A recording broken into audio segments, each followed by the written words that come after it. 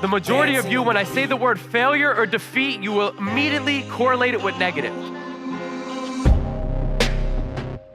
If we can change that perspective, we can get you guys to walk out that door and start embracing failure. We wouldn't know what the wins feel like if we never lost. As long as we are moving forward, if it's professionally, financially, emotionally, spiritually, as long as you are getting better each and every day, you're winning. It wasn't the fact that I had no legs and one arm. I didn't even look at any of this because I knew that my hard work and dedication would simply make up for my lack of limbs. I thought to myself, imagine how many lives I could change, how many perspectives I could change for the better if I focused my energy on helping people. I originally come from New Jersey, but I live in Tampa, Florida now. I moved there about a year ago. I'm 22 years old. I was born May 20th, 1996, so I just turned 22 a couple days ago. My family, very supportive, and my parents from the earliest of ages kind of engraved that mindset in me of, things are going to be hard, but it's not can, it's how. You got to take different approaches. You got to fall on your face a little bit to get up again and try a different way. So my family has been an amazing support system for me. I enjoy life. I found, that me being happy and me bringing out positive energy and giving positive energy to people can, make them happy. And like I said, showing them, regardless of what situation life has dealt you with, you got to play it to the best of your ability. So basically, me being so happy all the time is people are like, oh, well, I could be happy. Maybe I could be a little bit happier mine. So I think of myself as a lantern, like a light, and I continuously fill myself up with good vibes and good energy so I can give to others. I was born with hand-heart syndrome, and it's a super rare genetic disorder that either leaves the babies with undeveloped limbs or undeveloped organs. And I was the 12th baby in the world at the time of my birth in medical history that they've ever seen it happen to. So they gave me, a 30% chance to live because out of the 12, 8 of them have passed away due to undeveloped organs.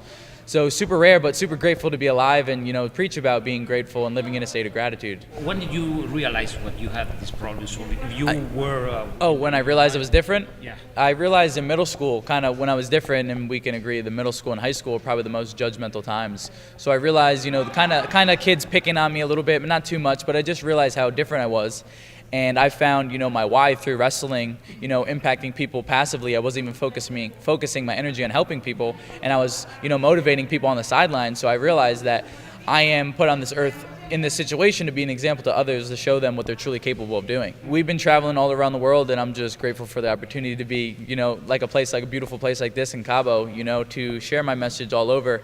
And one of my dreams was to have my speeches translated, and there was a translator back there. So you guys are helping my dreams come true. I graduated high school. I didn't go to college.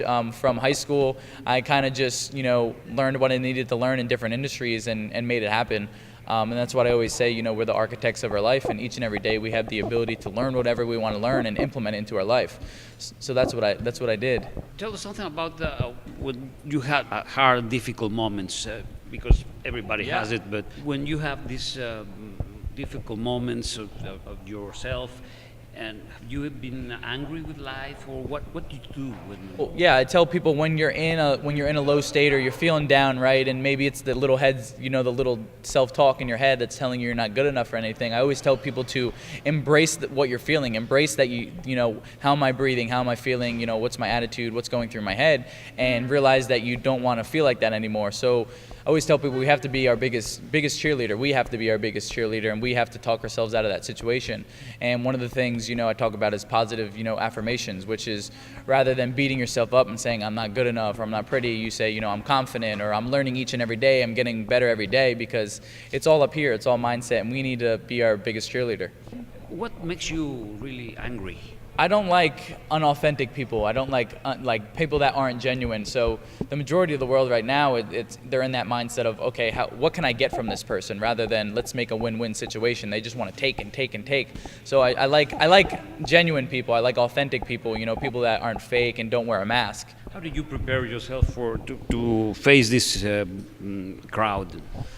So the days of speech, every day, I'm starting my day off with gratitude. I'm thinking about, the things I'm grateful for right when I wake up. So basically, starting your day off with gratitude and basically bringing that into, the seminar, into wherever I'm speaking. Because like I said, we go back to the lantern thing. If I don't fill myself up, if I don't make myself happy and fill myself up with gratitude, I can only give so much to other people. So I start my days off, listing 5 things or thinking about things I'm grateful for in life when I wake up. This was my first time speaking in Cabo, first time speaking to the majority of Spanish-speaking people, but just so much love. I was blown away. I flew into the airport and people were like Santonastasso, Santonastasso, and I never had that before. So I have gotten nothing but, you know, a mass amount of love in Cabo. Who are your heroes? Who do you admire in life? I look up to my parents, you know, the way they raised me. They were put in such a, you know, a unique situation. Not many parents are put in that situation of a kid being born with no legs and one arm. So the way that they reacted and the way that they just kind of treated me normal, which, you know, made me who I am today.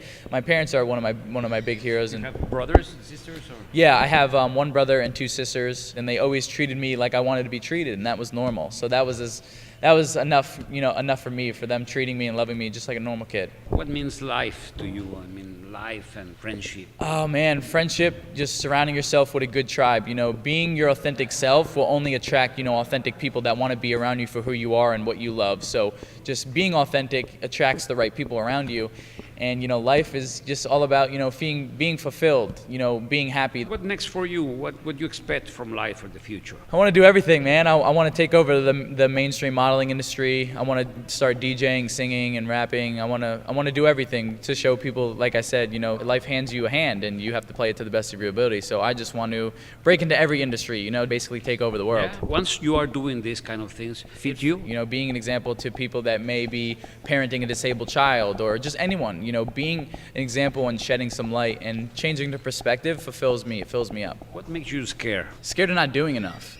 Scared of not living up to my full potential. I just want to, you know, I don't have legs, but I want to leave a massive footprint in this world. Did you have regrets against someone who makes you something bad? No, because I always say, you know, people come into our lives, events come into our lives, and, you know, once we pull a little bit of good out of a negative situation, you know, it releases that. It's a good situation. So I've had a past, you know, mentor. He's brought so much good into my life, so if you're going to blame someone for all the bad they did, you got to blame from all the good too. Something that you want to say, something that maybe you think is important to say? We got one life, and I always say, you know, I'm going to live my life with more remember whens and less what ifs, and that means, you know, trying each and everything. I don't want to be on my deathbed and say, man, I wish I would have tried that, or man, I wish I would have attempted that. I want to try everything. I want to attempt everything and, you know, live this one life fully lived. We all have a choice, and we can either let the outside noise affect us or let it fuel us.